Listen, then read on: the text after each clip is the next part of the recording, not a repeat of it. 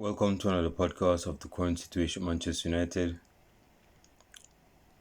Manchester United lost at the Emirates Stadium 3-1 against Arsenal at the Emirates Stadium. This is a game where, here's the thing, I started watching this game in the first half, but by halftime I was feeling low energy and I felt like I just needed to sleep, so I didn't watch the second half. But in the dying minutes, I would say in the 90th minute, when the score was 1-1, I was like, okay, not the best of results, but I would want a win away from home. But we got a reasonable draw. And then I refreshed the Google website, not website, but the Google. You know when you're looking up the score on Google, so I refreshed that. Saw the score was 3-1. What's going on? So I thought it was like a missed score line or something, because I saw, yes, 6 minutes was added. And see, that's another thing, I can't. Alright, let me talk about the game itself before I get into that, because that's like an whole other story. So the games that we lost to Arsenal 3-1 on the day, and in the first half, I was actually trying to watch a stream on Twitter, and it was in and out, so I really didn't watch the fullity of the first half. But the moments I saw of the first half in the live stream that I saw, most times we were trying to keep possession away from home, starting with Onana, the goalkeeper. He was trying to link the centre backs with passes, the centre backs linking with Eriksen because he would drop deep and come for the ball. Sometimes you got caught out a few times. And see, this is the thing. Arsenal at home, if you're trying to knock the ball in your box at Arsenal at home, they're going to press. And they did put pressure on us because they got the ball a few times. And they should have capitalized on that, but they didn't. I remember a chance Havertz had in the first half. If my man could have started out in left foot, he could have scored that goal or at least get it on target. But given that his confidence is low in the gutter right now, he can't take a break from the criticisms from Arsenal fans and rival fans. Given his transfer, he's not feeling good self right now. He's not in the best of mental health in terms of confidence. But if he was on his game, he could have at least made solid contact with that ball and take the shot, and he didn't. But it was a corner kick. So in the spells that I saw the game on the live stream on Twitter, Arsenal was actually the more dominant side, because like a few blinks I should say. Still, I just wake up, so our brother is not in the mind frame. But a few blinks, if I was like to look back on the screen, I saw Arsenal in possession. They were knocking the ball in possession. They were distributing it. Saka knocking it to the midfield. Havertz, I don't even know why Havertz starting, but I know Arsenal fans, so why do I care?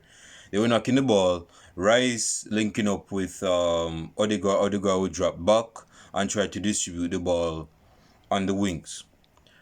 But yeah, they were trying to they were trying to get something starting up. They were trying to get something start cooking against us. And yeah, when Rashford scored that goal on the counter attack, the pass from Eriksen that break the line of the defense, because they were playing a very high line, because they were pushing up to score a goal. Arsenal, Rashford cutting in as he usually do on his right foot and got the goal. It was signature Rashford. It was a typical Rashford goal. And yes, we were like, okay, good. We have not the best of starts, but I'll take a goal at this moment. We under the cosh a bit, but Rashford got a goal, so we'll take the goal. So we are in front with a goal from Rashford. So then I think I was checking my phone or something. I was texting. Then I see this. Then I hear this noise from Arsenal fans. I'm like, what's going on? 1-1. I'm like, is it? Dude, here's the thing, dude. Here's the thing. There's a saying in football.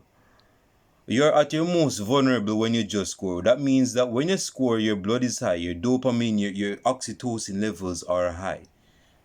You're excited. You feel good about yourself. You're not in the mental headspace. Although I know it sounds funny, but that's a true statement in football. You're at your most vulnerable when you just score. Meaning that you're not going to be at your you're not going to see things as you should after a goal is scored, after you score a goal. So when Arsenal pounced back on that situation, attacking us, I don't even know how they got the space on left hand side to be knocking the ball. Like on Wan-Bissaka side, that's their left hand side. And knocking the ball in the middle and give Odegaard in the middle to score one time. Dude, you can't give Odegaard that space to score. That's appalling, man. The captain, you can't be giving the captain that type of space to score, man. So them go equalize. It was a game of it was a tight tussle game. It was a tussle game. Second half, like I said, I didn't watch the second half, but I saw the highlights of the second half, preferably where the goals start clocking in the last minutes of the game. So let us move to the last minutes of the game. Like I said, when I checked the 90 minutes, it was like 90 minutes, 1 minute, and they didn't even score the second goal at Arsenal. So I thought the game was going to finish. And here's the fun, I didn't even see that there was 6 minutes at the time, which I should have known. Actually, I did know. Let me retract that. I did know that it was 6 minutes added on, but I didn't think that they were going to get a goal anyway. I think they would have, just seen it out. And Manchester United would be problematic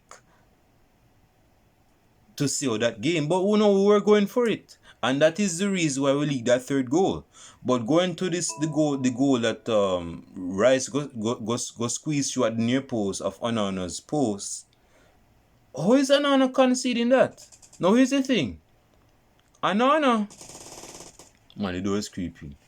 Onana is not he didn't expect Rice to be taking that shot. For one, Rice is not a goal scorer. Rice scores like once every 5 years. This Virgin make Mascherano look like a goal scorer. Mascherano doesn't even score goals unless it's own goals. So if this Virgin score a goal, say something is significant. So I'm going to get a goal against Onana at his near post. I could tell that he didn't expect because he reacted late to it. And that is where the floodgates start open. The snowball effect was in effect. The third goal, dude, how is it that I know that Manchester United, like I said, Manchester United was trying to go for it, tried to get another goal to equalize. But how is it that you go play a high line with Victor Lindelof and Lisandro Martinez? Now, Lisandro Martinez ain't slow, but Victor Lindelof, hey, let me say something about Victor Lindelof. Victor Lindelof made a challenge in the first half against Nketiah. The bridging that look like Marlon Sandfield from the wire. I know I'm a Manchester United fan, but if I'm an Arsenal fan and this bridging go take out my striker Nketiah, I would be saying this bridging deserves a red. This Red Devil deserves a red. He should be sent off. He shouldn't be playing no game. He should be sent off for that challenge. He didn't expect the ball to be in play. That's why he slowed down. And when he saw that not only the ball was still in play, but Nketiah was running him down like a bunny rabbit from behind to catch up to the ball, now he want to take him out. That should have been a red card, man. That should have been a red card. That's a clumsy chop. That's a clumsy, lazy tackle. But anyway, in the second half, in the third, like I said, bro, we shouldn't be playing a high line with Victor Lindelof in it. That's in for disaster. And another thing, Dalot, man, hey, you get sent home, you get sent back to Portugal by some brethren that hasn't played football for regular, like for what, 4 months now, because he has some major injury, and him go sit you on your ass and send you back to Portugal, and him go score. Bro, dude.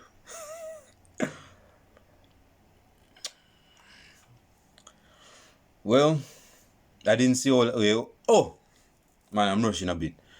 The second goal that was scored, we scored an offside goal by Garnacho. That was a very good link goal because Arsenal was trying to still score goals. You could tell by their intent because they were playing a high line. So we broke through that. Garnacho was through on goal. He scored the goal. He didn't flimsy. He didn't fuddle. He didn't, he didn't get nervous. He actually scored the goal. But it was offside. The goal was offside. It was an offside goal. Although it wasn't offside, but parts of him is offside. The game is very technical and exact these days. So he was offside. So because he was offside, the goal wasn't given. Back to this third goal that Arsenal go score. We can't be scoring. We can't be playing a high line like that. We don't have the players for that. We can't even play Varane with that highline like that. Varane don't have the legs for that no more. Lisandro Martinez, like I said, Lisandro Martinez is in for us, but dude, we can't be playing that highline, man. We cannot be playing that high. We cannot be playing that highline. If we play with that highline, we're going to get cooked from behind. Enough story. We're going to be scored goals. We're going to leak goals. There will be a lot of loopholes in our defense. So as good as Anana is as a goalkeeper, if the defense is not backing him and the oppositions are attacking us and the defense way up so because we play a high line, then beat the high line, they're running at us as the goalkeeper, Nana. You know, then we're just dead meat in the water, man. We shouldn't be playing a high line like that. Where we go from there? Two things. We have won 2 games and we have lost 2 games. We haven't drawn a game. I said this in my preview. This game wasn't going to be a draw game. This was going to be a game full of goals. 4 goals were scored on the day. Technically 5, but you know. Hey, Arsenal was just breaking through our defense. We were treating this like a 2008 Arsenal, like a 2011 Barcelona. They were knocking balls. That sounds wrong still. Pause. But they were knocking the ball, beating our midfield and our defense. Intricate passes. One pass. Move. Pass it. Go in the box. Like Saka almost scored against us in the box. Why is he getting the ball in the box? Why?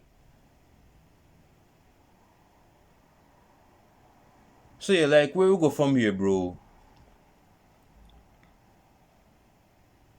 Where we go from here is this.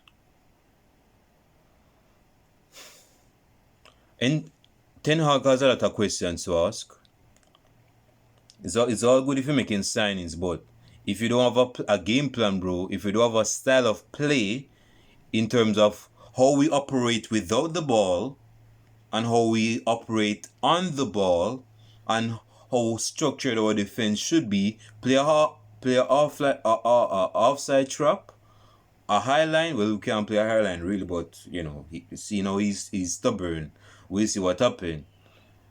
But dude, we can't be playing a high line like that, man. There has to be some structure in our defense. You're treating our defense like we have 2 centre back that is Speedy Gonzalez at the back. We don't have no Speedy Gonzalez at the back, man. So we can't play a high line like that because we're going to get caught out. Hope I'm making sense to you guys. If you guys have been watching up until this more, like and subscribe to the channel. It was a very... Seeing that we scored first, man. We shouldn't be losing to Arsenal, man. But again, like I said in my preview, we don't have the best of records going to the Emirates Stadium. It's me. Again, this is a rivalry match, but it's not really talked about because the rivalry ain't as peak as it was back in the 2000s era, the late 1990s era, the mid 2000 and the mid 2000 era. It's not as celebrated, but it's still a rivalry on paper. So, but with us, our rivals, we can't be losing to our rivals. Eric Ten Hag, you have made the signings, you have had money, you made the signings. What the hell is going on with our squad, man? Because right now, you're on watch. We're watching you. You know we're watching you. Your wife knows we're watching you. You need to start getting some results, Bridging, with this squad, man. Or it's going to be doomsday for you in December. You need to do something, man. This is serious.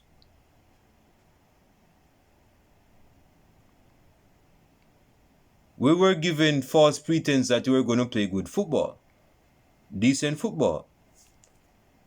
Maybe that may be the case as days go on because, you got Hoyland, you got back from injury, you got Amrabat. We'll see. But right now, bro, dude. Nah.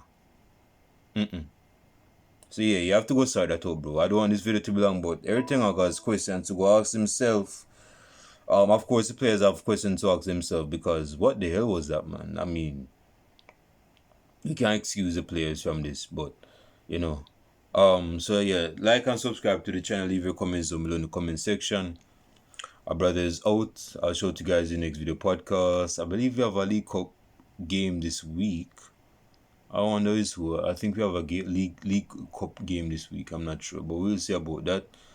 With that being said, I'll show it to you guys in the next video podcast. I'm out. Peace.